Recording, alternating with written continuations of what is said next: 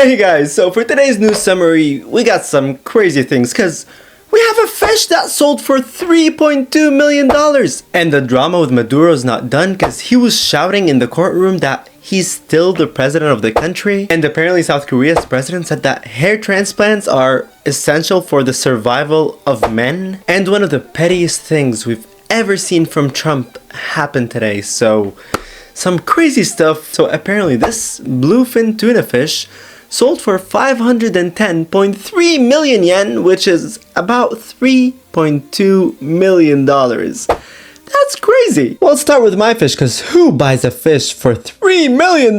Yeah, it's wild. So how did that even happen? So apparently in the Toyosu fish market, like hundreds of people go there, like from sushi buyers, fish sellers, journalists, even tourists go there because it's a huge fish auction. And then in the auction, this tuna fish appeared, and it's huge. It's like 243 kilograms, which is 535 pounds, and it was caught in Oma. And if you don't know, Oma is an area near northern Japan, and it's famous for having the best bluefin tuna. Okay, so apparently this tuna was beautiful. It was huge. It was good quality, alright? So people started bidding on it, like 100 million, 200 million, 300 million. But then this guy came, and his name is Kiyoshi Tomura. And apparently he's famous in Japan for being the tuna king. And he bid 510.3 million yen on that tuna fish. And if you're worried about his fortune, don't worry, he's super rich. Apparently he has a sushi chain called Sushi Zanmai, and his company Kiyomura Corp is like huge, so he's rich, right? But still, buying a fish for that much, I really don't get still. But even Kimura, the tuna king himself, was surprised. Like, he was in an interview after, and he said himself that he was surprised by the price. He expected the price to be lower. But at the same time, he smiled because he said that this tuna is auspicious, which means lucky. Like, I guess he thinks this tuna is lucky and it gives him energy, and that's why he bought it.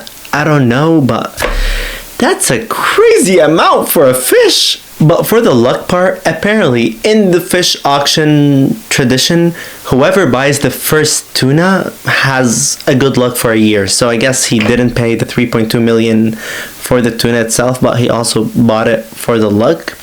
Which is like good for him. I hope he gets some good luck this year because he paid a lot of money. And it's not even his first time buying an expensive tuna, because in 2012 he paid 56.5 million yen for a tuna, and then in 2013 he paid 155 million, and then in 2019 he paid 333.6 million yen for a tuna fish. But now he was like, you know what, let's go bigger, let's go crazier, and he paid 510.3 million. Bro, wow, I never wished I wanted to be a tuna before, but wow, that tuna's worth a lot. Okay, enough about the tuna. Talk about what Maduro did today. Well, you're not gonna get him back. He's gonna get charged here. A lot of people don't want him back either, but apparently he said that he's still the president. Yeah, he said that. Alright, let's talk about Maduro, because as you know, Maduro and his wife Celia Flores were taken from Venezuela to America to get charged there. And today was his first time inside a US federal courtroom, and apparently the hearing lasted 30 minutes and he pled not guilty. But not only that, he also said that I am still the president of the country. You know, technically he is, but also technically he did lose the elections and then he rigged it. It's a whole thing. But anyway, he pled not guilty. He's still fighting for being the president in Venezuela, even though a lot of people in Venezuela are celebrating like him getting captured. But yeah, he's still fighting back. But at the same time, the situation in Venezuela was a little chaotic because Venezuela's vice president Delcy Rodriguez became the interim president, and she said that Maduro was kidnapped, the US attacked Venezuela illegally, and that she would protect the country. So I don't know what she's planning to do, and we will see what's gonna happen, but she's not okay with what happened to Maduro. But according to Trump, the US is not at war with Venezuela, so okay, that's good.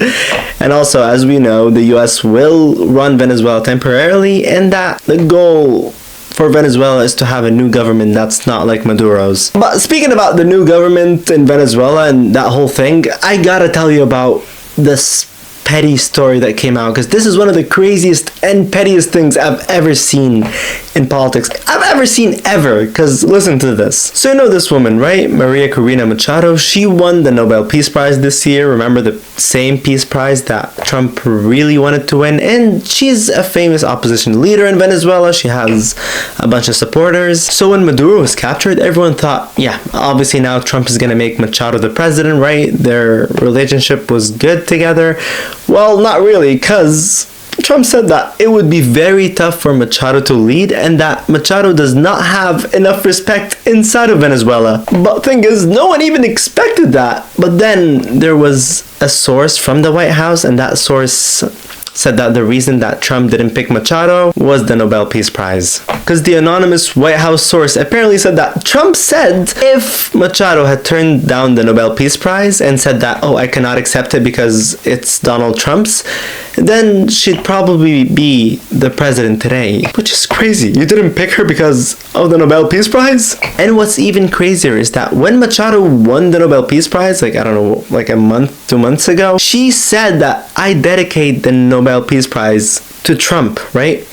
So she already said that, but he was not okay with that because she accepted it. Like, for him, she shouldn't have accepted the Nobel Peace Prize. Wow, that's petty. Yeah, that would be an interesting story to end on. Okay, how about we start talking about our president saying that hair transplants are essential for the survival of men? Like, what? Because apparently South Korea's president Lee Jae-myung said that his government will use public health insurance to cover hair loss treatments like hair transplants. And he said that for young men, losing hair is not just about looks anymore, but it's a matter of survival. But he doesn't really mean that people will die from hair loss, but he means that young people will feel very stressed and embarrassed about the hair loss, and they believe that it would hurt their confidence and it affects their jobs. Apparently that's what they think. So maybe that's what he thinks. But for public health insurance to cover hair transplants, that's a little debatable. Because South Korea has universal health insurance, which means that the health insurance is covered from taxes. So technically people will be paying taxes to cover people's hair transplants. Like, I don't think a lot of people would be okay with that. But as you know, South Korea has very strong beauty standards. And in 2024, they even had a survey, and in that survey it showed that 98% of people got treated better because they looked better. And apparently people who look better even get better jobs. So maybe that's what he meant with a matter of survival, and that's why he wants to include hair transplants in public health insurance. But still, what do you guys think? Like, is it actually reasonable to include that in public health insurance, or should people just deal with it? But anyway, I'll definitely see you tomorrow because there are crazy things happening every day. So don't forget to subscribe because we're doing the daily news summary now. Love you all and see you tomorrow.